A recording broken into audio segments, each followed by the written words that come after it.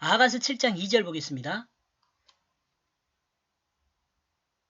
지금 여러분 우리가 누구를 보고 있냐면 성도의 모습을 보고 있는 겁니다. 하나님 눈에 보이는 성도의 모습을 보고 있는 거예요. 내 배꼽은 저 섞은 술에 부족할 것이 없는 저 둥근 술잔, 내 배는 밀단, 저 백합화로 묶인 성도의 모습이에요. 여러분 다른 생각하지 마세요. 새로운 하나님 나라를 정리하고 있습니다. 태초에 하나님이 사람을 통해 세상을 다스리려 했던 그 나라를 회복하는 것을 볼 수가 있습니다. 예수 그리스도를 통해 이루어질 평화의 나라를 그리고 있습니다.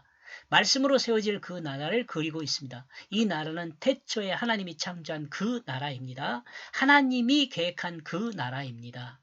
그리고 이 나라는 솔로몬을 통해 계시되었습니다. 하나님과 평화를 누리는 그 하나님 나라를 하나님은 솔로몬을 통해 이룰 수 있도록 하셨습니다. 아가서는 하나님과 평화를 누리는 그 나라를 그리고 있습니다. 평화라니까 뭔 말이냐면 하나님과 하나 되는 거예요. 하나님과 하나 되는 거. 우리가 성도가 되면 하나님과 하나 되잖아요. 요거에 대해서 조금 궁금하면은요. 아가서 1장 설명하는 내용을 좀 들어보세요. 그리고 또다시 하나님 말씀을 떠나 자기 마음에 옳은 대로 행함으로 하나님 뜻에서 멀어지게 되었습니다. 그러므로 하나님은 다니엘서를 통해 솔로몬을 통해 하나 되게 하겠는데 또 그러니까 그러므로 하나님은 다니엘서를 통해 다시 한번 계시를 하십니다. 하나님 말씀에 다스림을 받는 그 영원한 세상을 계시한 것입니다. 다니엘서 2장 45절을 읽어보시면 될 것 같아요. 하나님이 꿈꾼 아름다운 하나님 나라는 에덴에서 시작합니다. 그러죠? 그리고 다시 가나안에서 이스라엘 백성 곧 하나님 말씀으로 다스림을 받는 백성을 통해 시작되었습니다. 그리고 다시 다니엘서에서 계시하고 있는 것과 같이 영원한 하나님 나라 곧 하나님 말씀으로 세워질 나라를 다시 계시하고 있습니다. 여러분 이것만 들으면 좀 곤란하고요. 제가 이렇게 제공하는 자료들을 통해서요, 여러분이 직접 공부를 해보시면은요, 하나님께서 여러분에게 들려주시는 풍성한 은혜가요, 제가 갖고 있는 것보다 훨씬 더 넘칠 수 있어요. 그런 축복을 받기를 주님의 이름으로 축원합니다. 하나님 나라는 하나님 말씀에 다스림을 받는 나라입니다. 이 말이 이스라엘이죠. 이 말과 비슷한 말이 뭐라 그랬어요? 그리스도인이라 그랬잖아요. 그리스도인. 그리스도인은 뭔 말이에요? 예수를 닮은 사람이잖아요. 예수를 닮은 사람이 그리스도인이에요.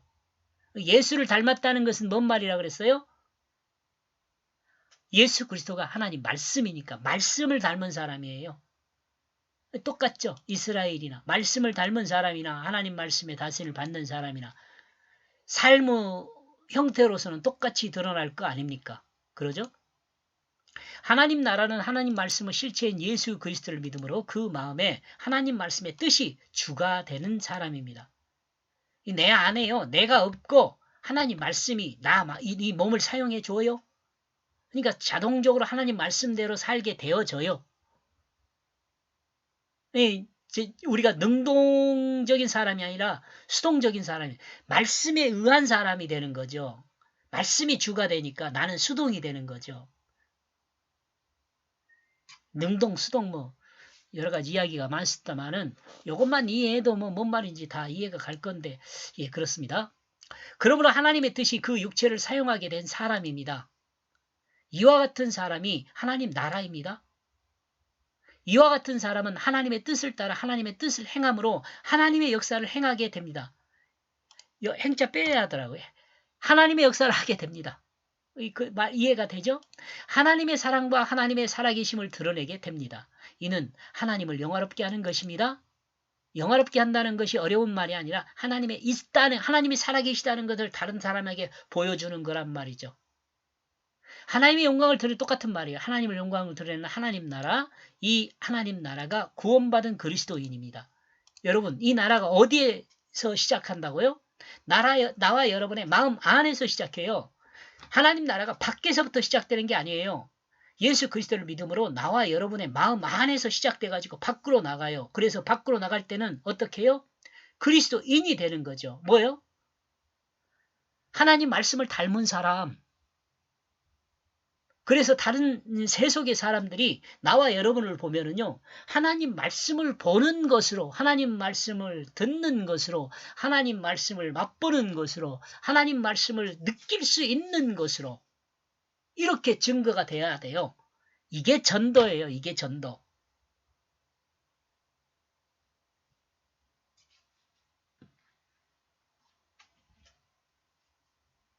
그 전도를 이상하게 하니까 지금 우리나라가 역골이 됐는지 몰라요. 우리나라 교회가. 우리 한번 생각해 봐야 돼요. 누구 전도학 좀 공부한 사람 있으면은 한번 생각해 보세요. 전도라는 게 뭔가? 고구마 전도법. 이런 거 별로 안 좋습니다. 정말 온전한 전도법은요, 나와 여러분이 나와 여러분의 마음 안에 하나님 나라가 시작되어서 그 하나님 나라를 이 세상 사람들이 눈으로 볼 수 있고, 귀로 들을 수 있고, 코로 냄새를 맡을 수 있고, 입으로 맛볼 수 있고, 피부로 느낄 수 있도록 이렇게 해주는 것이 진짜 전도예요. 이 전도를 안 하고 눈 가리고 아웅하는 것처럼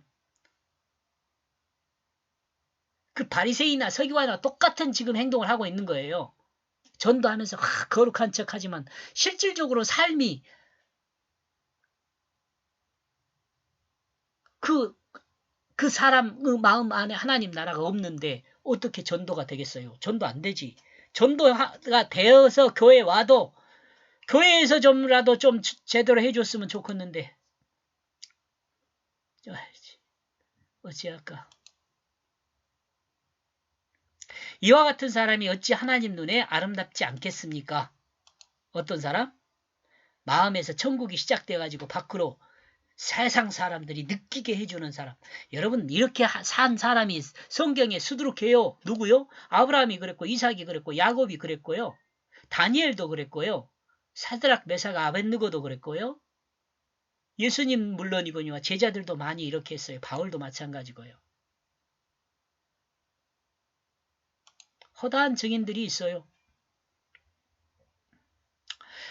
자, 이제 본문으로 가서 배꼽은 생명을 잉태하는 배로부터 새 생명으로 출생하는 출발점입니다. 그죠? 이 땅에 밖으로 드러나는 출발점이잖아요. 배꼽이. 이렇게 볼 때 본문은 세속의 지식이나 지혜가 아니라 오직 하나님 말씀으로 새롭게 거듭나 새 생명으로 출발하는 그 기쁨을 드러내는 것이라고 생각해 볼 수 있습니다.